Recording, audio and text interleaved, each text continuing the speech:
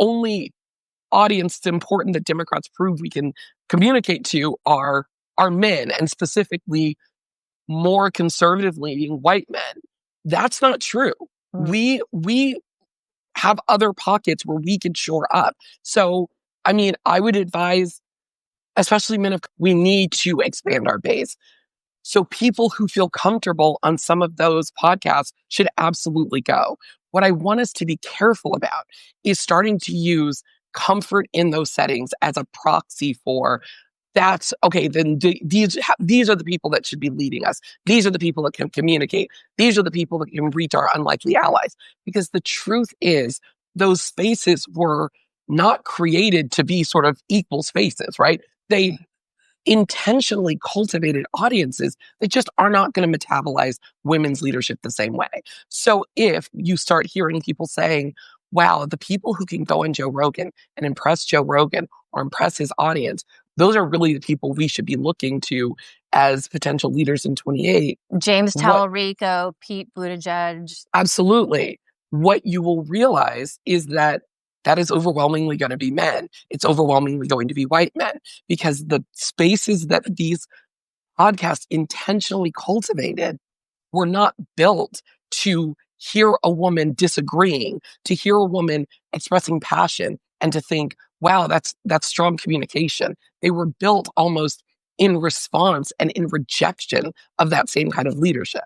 And so it's a subtle point at this, like right now, but you give it a few months and this narrative takes hold. And what we could see is a situation where going on those podcasts becomes almost like the entry point to Democrats being able to say, okay, we can take you seriously. And what we will look up and see is that we have only been cultivating a space for men, and disproportionately white men, to come forward as the leaders that we need in this moment. And that is not what we need. And that is not the lesson we should take from 2024. But if we're not careful and really call out this narrative before it sets, I fear that's where we're going to end up. Interesting. In other words, like, be careful of letting the broadcasters be the litmus test for who to choose as who's being, I think you used the word, be careful that those aren't the kingmakers of who leads the Democratic Party. Exactly. It's going to be a situation where we're going to these people to people are seeking their endorsement as something that should deeply matter to Democrats. And again, we have to remember what these spaces were built to do. A lot of it's difficult to even say it's sort of the casual misogyny is incidental to these spaces. Some of them were cultivated for a specific desire to say, I want to be, Andrew Schultz, that's how he brands himself, right? He's the anti-woke comic. His whole brand is about, I should be able to say whatever I want to say. And if you're offended, and that's a you problem. Well, that's not going to be a space that is super welcoming to a woman who wants to come on and disagree. And so I think what we will see is, there may be Democrats who can shine in those environments, and great. I want those audiences to hear a cogent message that has progressive values as to why people should be looking at Democratic leadership and voting for Democrats. I think expand the audience. We absolutely should be doing that. Okay. But there's a difference between saying it's great if you can do it and saying, in order for us to consider you as a leader, you need to be able to do it. And I think that there's a piece of this that I think we saw strongly at play in 2024, where so many people said that, Kamala Harris was not as comfortable in these freewheeling conversations. And that did not strike me as true at all. There were some settings where she was maybe not. She didn't seem like she wanted to go on and wouldn't have been as comfortable. Yeah, well, she was heavily criticized for not going to Joe Rogan. And honestly, if I were advising her, Joe Rogan would not be a place that I would say, because think about the upside for her. At best, there is okay, great. She sat down with somebody and had a couple of hours of conversation, and no minds were changed, because largely this is a space where at that point in the calendar, people's minds had been made up. Right. It was very late. And she didn't even say no on its face. It was like, they couldn't make the timing work. Right. Because again, it was right before an election. Mm-hmm. But the downside for her was huge. They could and would pick apart anything she said. And this is the part that I feel like we have to be honest about and really protective about. We do not hold all of our leaders to the same standard. Donald Trump is allowed to lie, like actively lie, and he still gets sort of called authentic because people get the impression he's saying what he really thinks. Kamala Harris could say the child tax credit cut child poverty in half. She said that in a debate and she got fact checked because it was 45%. Those are not the same standard. It is not, it is so deeply dishonest for us to pretend that a woman going on some of these podcasts where the entire gag seems to be, how well can you put up with me being misogynistic, and don't get upset, don't take the bait, and engage with me on the substance of my argument, even though it's offensive. Like, that is not, it is deeply dishonest for us to say that that is a setting where most women leaders are going to be able to go on and sort of thrive in a way that makes people feel like, oh, wow, she did a really good job. So it just feels like a fool's errand. And how long will you last until you get angry or pissed off, and then you'll be criticized for that? And then you're the angry woman, and then you're too emotional, and it's such a frustrating thing because that veneer of sort of dispassion, that this is just an intellectual exercise, is a privilege for people whose humanity is not being attacked by some of these arguments. The idea that you're supposed to be able to go on and let Andrew Schultz, for example, say, well, why isn't it okay for the U.S. to want to have a racial identity? Wouldn't that be true? Are other countries allowed to do that? Saying something like that to a person of color, and then they have to engage it as a thought experiment, as opposed to, you're talking about me. I know what you're doing. Right. But if you do that, then and the idea that there's objectivity to treating these things as academic discourse is just making it so these are conversations that are really only supposed to be had among white men. Because if you feel personally attacked, that is read as bias in response to their objectively just presenting facts. And that, just the rules of engagement, the very idea that debate is somehow undermined by somebody saying, I know that there's an element of this that feels personal to me. That in and of itself is where the bias lies. So those settings that pop up that tell us that debate should never get that kind of passionate, already baked into it is, we are not going to hear women the same way. We are not going to hear people of color of any gender the same way. And that is a very dangerous place to start handing the kind of power to decide who our leaders should be. Agreed.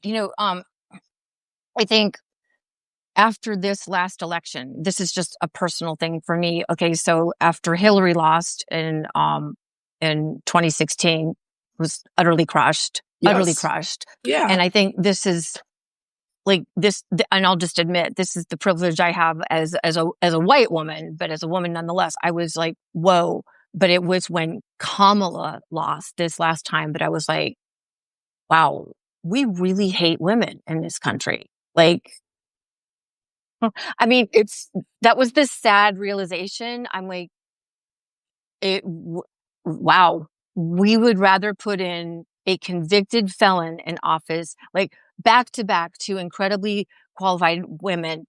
No, thank you. We'll pass on you because you're female. That was when it hit me, something that y'all have known long before, but this last time was when it really struck me, the deep misogyny baked into America. And I was like, that's when I was like, whoa, I don't know how we get through this. That's the thing. It's a hard question, right? Because if we acknowledge that, there's an argument, and I've heard people that I respect greatly essentially make it, which is, then we need to elect a white guy. Like, if we are that, right, that that's the That's solution. it. Yes. Well, forget it then. Not only should we never try again for women and double down, forget trying to put a woman of color. And I was like, that just is devastating to me. I think that's so the wrong answer. But I do think what we have to take from that is it is so easy for a woman to get disqualified for dumb reasons. So we have to be vigilant. That's why I'm so concerned about this narrative, because I'm like, we have to stop it now before it takes hold. I love it. Because if we wait 6 months, then it's, well, I would love to vote for a woman, but somehow for the last 6 months, I've been hearing that the only good communicators we have in the Democratic Party are all men.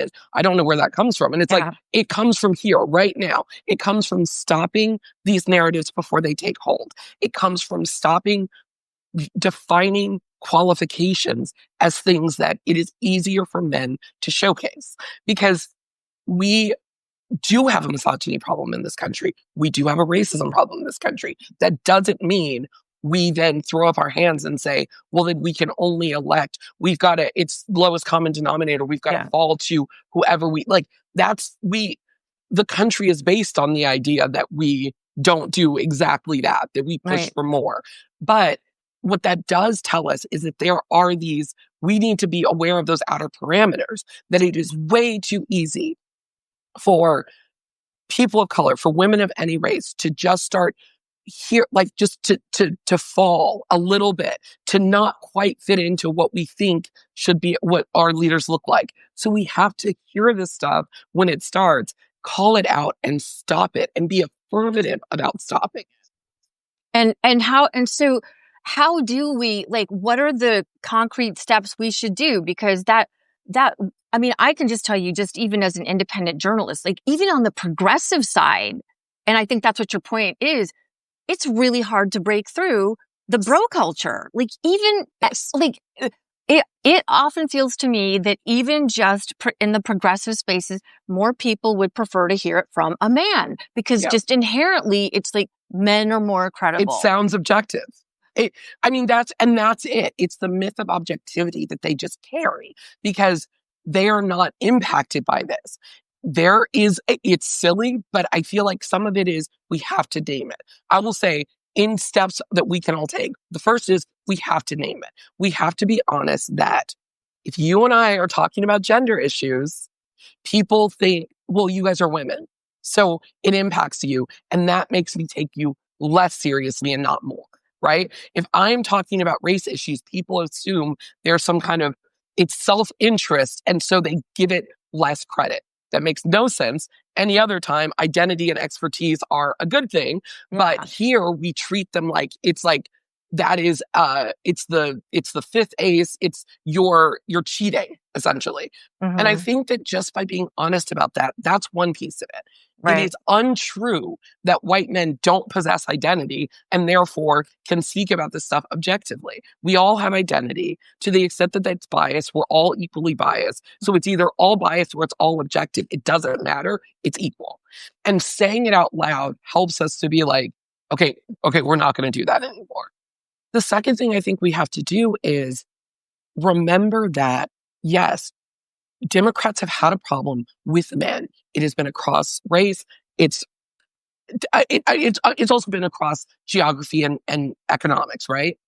But that is not the only place we need to expand our base and get in front of other audiences.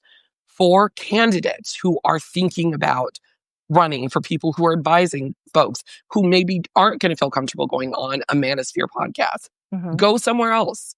Go on leftist podcasts. Go in spaces where we also need to make inroads. These are not the only people. There is an argument right now that it's like the only audience that's important that Democrats prove we can communicate to are men, and specifically more conservative leaning white men. That's not true. We have other pockets where we can shore up. So, I would advise, especially men of color, look at, the thing is, the manosphere is a lot more diverse, right? Go on the Breakfast Club, go on Joe Budden. If the idea is, I want to talk to men, not all of them are listening to the ones that get named, right? So there might be spaces where arguments, conversations about race, they might be easier to have in other spaces. So go there. But is that also a safe place, the Breakfast Club, would you say, for a progressive woman to show up on? Charlamagne the God can be hardcore. Listen, I will say it is the thing is, this is a very personal choice. Right. If somebody feels comfortable, they should do it.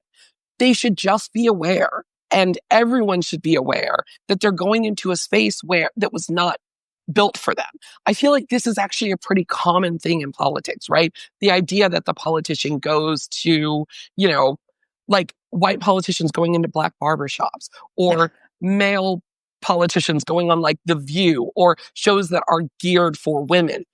But when that happened historically, we would say, oh, wow, that person is showing up somewhere that's not built for them. And we almost graded on a curve. Here, we're not doing that. We need to. We need to remember that these spaces were not built for everyone. So if people are going on them, they're going into a space that was not made for them. And giving that grace that we have historically it's already baked into the vocabulary of how we perceive politicians in new spaces. We should just be doing that same thing. Okay. So vary the different types of podcasts and different types of audiences people are trying to go in front of. We need to expand our base to a lot of people. And viewers, we should be prepared to say, great, I want my next leader to be able to go in front of new audiences. But that means like, wow, they really crushed it talking to a lot of leftists who have been very skeptical of the Democratic Party. And they got them saying, I'll take a look at what you guys are doing. That is as important as Joe Rogan saying, wow, this person really impressed me. And I think we need to be conscious of that. When you're talking, sorry to interrupt. Oh, no, please. As you're speaking, who comes to mind right from the jump is Zohran Mamdani. Yes. I don't know if you would agree, but he seems to be the person who's got that figured out. And he did it, and he's done it masterfully, going in front of a lot of audiences where people did not always take Democrats as seriously either, because for a number of reasons, and talking to them. And then that would be the final thing I would say. He's done it well. I think there are more people that have and are starting to do it well. And that is, let go of the gatekeepers. There are so many ways that our leaders can talk to us directly. When AOC gets on an Instagram Live, people drop what they're doing and tune in, because she is going to be, and this is the thing, it's to the extent that what we want to hear is leaders speaking in a way that's unfiltered, no talking points. So I get it. Cable news is not going to be the thing to replace what we're talking about, but you can talk to people directly. Build up a following on Instagram, on YouTube, on Substack. Get used to speaking directly to people, not saying things in terms of talking points. Trying to get, obviously, this stuff doesn't happen by magic. There's no world in which we're going to say, now politicians just talk without ever talking to anybody. They're just first blush. That's what we hear. Right? Yeah. Not message testing and pulling people out of their own voice. Right. God, Democrats are so famous for that. Oh my God. And we've got to just get comfortable. We've got to get comfortable with our values, with what we actually feel, and let our leaders say it. Say it in a way that they would say it. Make sure they're getting their message across and their point across. Right. But we have shifted into a world where people, the sound bites and talking points don't resonate, but the gatekeepers don't let all of us through. So use fewer gatekeepers and talk directly to people is the final thing that I would say. Right. For anybody who's thinking about doing this or working with people who are. There are ways to get around this. And I think we've got to start thinking about those. Okay. And then I know your hard stop. Oh, you need to be gone by like 12:30. Is that what you said? 1. Okay. All right. So we have a couple more minutes. Because I'll bring you back. Yes. But I also wanted, like, what would be your, and the other thing I just want to say, to finish that thought is, this is my thought. Is if Democrats would just be more confident in our values, because they're good. They're good. Healthcare for everybody. accessible education. I mean, taking care of sick people. I just can't. Why do we like shun from that? Like immigration reform, and we get so afraid of our own messaging. That's me. You're the political strategist. But it just seems weird that but that didn't sell well. Oh my God. Right. I think there are two reasons for it. The first is exactly that. I think that people are constantly saying, okay, but I have to say it in the way that's going to resonate with the most people. And I can't just say it directly. I've got to, throat clear that, of course, I want X, Y, and Z. I'm just saying that, to try to appeal to everyone. And it winds up not really appealing to a lot of people. The other one is, again, it's one of these places where I feel like we're better off if we name it. And I think that we have had a period of time where a lot of our leaders have adopted values they didn't completely hold. And it shows up in the way that people talk about it. Because if you don't truly believe something, if you're going to have to sit down for an hour and a half and have a freewheeling conversation and someone's going to challenge you, I think there are people who are like, yeah, I might sort of give on this because I don't really buy it. I say it because I'm supposed to say it. And to me, it's a really challenging thing to admit because I'm a progressive, right? Like I fall on that wing of the party, and I have wanted to sort of build progressive power in the Democratic Party.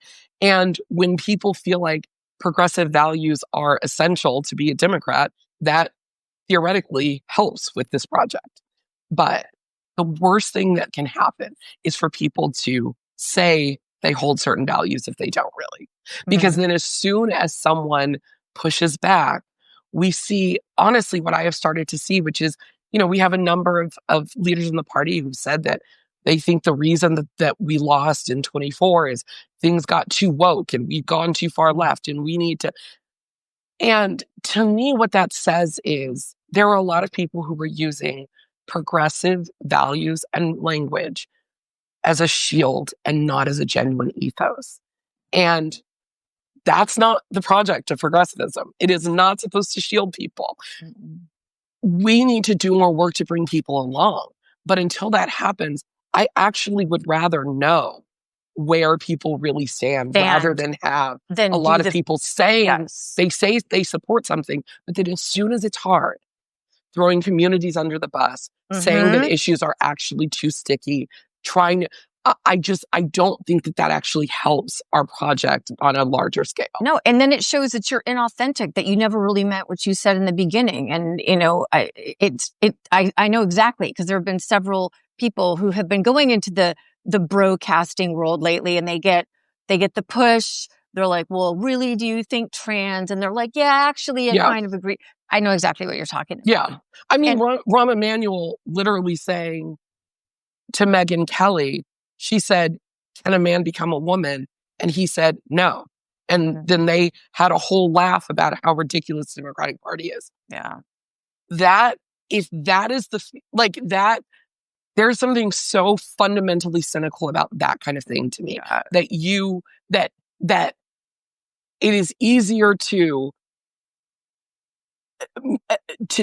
throw a vulnerable community under the bus than to figure out because then that positions you in your mind as the reasonable Democrat. That is, it is insultingly cynical and terrifying that people think from this moment that that's what we need. Right. And it pisses off the core of the Democratic Party, which in my estimation is progressive. Yes. And wants to stand up for the disenfranchised, because the trans community is like, I don't know, it's a very teeny, tiny percentage, but you stand up for them. Yes. You stand up for them. And this is the part that kills me. I don't understand why. One, I mean, the idea that we are having to have serious discussions at the presidential level about trans athletes is so, this is so clearly just an effort to divide. Of and course. That's what people need to say, that that's all this is, and we see through it. Yes. And that, and give an affirmative vision for what you want for all kids, for them to have access to quality, good education, which, by the way, you can't have with the Republican Party dismantling the Department of Education. That you want all kids to be able to participate in sports, because sports are rarely about the sport. They're about learning leadership and teamwork and sportsmanship. And you want that experience for everyone's kid. And no one's cis kid's experience with learning leadership on their soccer team is hurt by the trans girl also learning those skills on that same soccer team. And that once we get to a place where we're talking about elite athletes and scholarships, smarter people than us will already figured this out, because the NCAA already had a policy on it. Yes. This is a made up issue. Yes. What we should be talking about for kids is for them to be radically and beautifully loved, and dare Republicans to disagree with that vision. We have to stop engaging on their terms, on everything. Letting them dictate everything. Amen to that. And that is what drives me crazy about establishment Dems who are like, oh, we got to go away from the woke stuff. No, we don't. More left, in my opinion. And I mean, that's it. But again, it's got to be genuine. The commitment has got to be there, because when someone then throws the gotcha question at you, you have to be able to say, hold on, let's talk about what we're really talking about. Yes. Like AOC or Bernie, who have always been who they have never varied from who they initially started out as who they were. Right. Right. And that's the thing. That's why you can have a conversation where, it can go different places, because there aren't pitfalls, or there aren't. So I think that we need to free up candidates to be who they truly are, and let them speak to the values that they fundamentally hold. And if they're not in keeping with ours, then they aren't going to win. I mean, that's the thing. If genuinely, if there are a bunch of people who think we're losing because we aren't talking enough about, I don't know, deregulation, then okay, great. Run like that. Run away from progressive values. And if the politics are where you think they are, you'll win. But the reason this has even become a thing is that the base of the Democratic Party, it is progressive, it's activist. That is the history of the party. We are where we are because of that base. So I think we need to acknowledge that and honor it. But we need to do it in a way that can win elections. And we can do both of them. Gosh, I mean, from your lips to somebody's ear, because there is obviously some infighting, and I mean, this is something that I just did a video on last night about. I called out several establishment Dems who do one thing, and then they're on the take with AIPAC over here, and it's like, I mean, I'll say their names right now. Cory Booker, but I mean, Adam Schiff, Chuck Schumer. But no, for real. Like you can't go over here and say, and complain about the violations of human rights for X over here, and then be standing with an internationally known war criminal over here. Like, and this is the part that I think people on the true left, the progressives, they can't reconcile that. Like, don't, that's not genuine is what I'm saying. And I feel like we need to clean house and really get our houses straight, because I'm not going to take you seriously until you clean your house. And that's why when I look at an AOC or a Bernie, they aren't taking those lobby dollars. Right. So, and I just look at Zohran Mamdani. He's, at the moment, I mean, he's free and clear of that. And that's, the unfortunate thing of what happens to so many politicians is that they become, I mean, and that's, it's ridiculous how much money it costs to run for office. Yeah. And the hard thing is you get some candidates that can do it without taking money. And I mean, look, you have to have values, like figure out where you want to take your money from, and you've got to stand by it. Yeah. But we also have to remember that means there are a lot of people that we don't get to hear from because they can't raise at the level. And this is the part. It's terrible. It's tough, and I don't know how to square it, because the truth is we both need to demand that kind of Oh, whoops. There you are. Are you back? Okay. Can you hear me? Maya, you're muted. I can see you, but I can't hear you. Oh, whoops. Hang on. I might have to invite you back. 1 second. Hang on. I'm inviting you back, Maya. So we'll wrap this up. Hopefully she hops back in. Because her internet connection went out. Phone call and it messed everything up. Dang, we're going to get better just at about this. To wrap it up. Yes. Okay. Yeah. Sorry. Okay. Yes. You're back. Okay. You were saying. Sorry. Go ahead. No. That we have to be able to demand that kind of consistency from our leaders. But there is also a frustration that I have again I see it so much in just sort of the media broadly that again there's a double standard that Democrats and Republicans are not held to the same standard by when we have these conversations. The idea that, it's Democrats who have a problem talking to working class voters, despite how few Republicans are even saying they won't take money from big corporations, right? That they are somehow supposed to both be of the working class and gleefully taking money from people who are working, right? So I think we need to do both. We absolutely need to hold our leaders to that standard, but we also got to call out this weird double standard that asks that from Democrats, recognizing how difficult it is, but lets the Republican Party sort of run with the status quo without ever getting held accountable. They're so on. They're the party of the uber rich. That's evident. Look at the big ugly bill they just passed. Like them trying to claim that they're the party of the working class is the biggest farce like in the universe. It's absurd. It's absurd. It's so absurd. They are beyond corrupt. Like I could go on for hours and hours and hours. So just to wrap this up, yes. Just what would you say to women who are just so heartbroken? The millions of us who just felt so deeply depressed after Harris lost in November and feel like, why should I even try? No one wants to elect women. Women, of course, in general, but also, I saw it all over social media. The 92%, we're done. We're done. Women of color, like what's your message? If you want to leave us with one, it's always in the middle of the fight. It never looks like there's a clear way through. But when we look back on every rights movement that we hold dear, it almost looks inevitable. When we look back on it, the fight looks like we were charging ahead the whole time. But when you're in it, you can't see that. It's one of the hardest things about movements. They only make sense in retrospect. We're in a moment right now that people will look back on.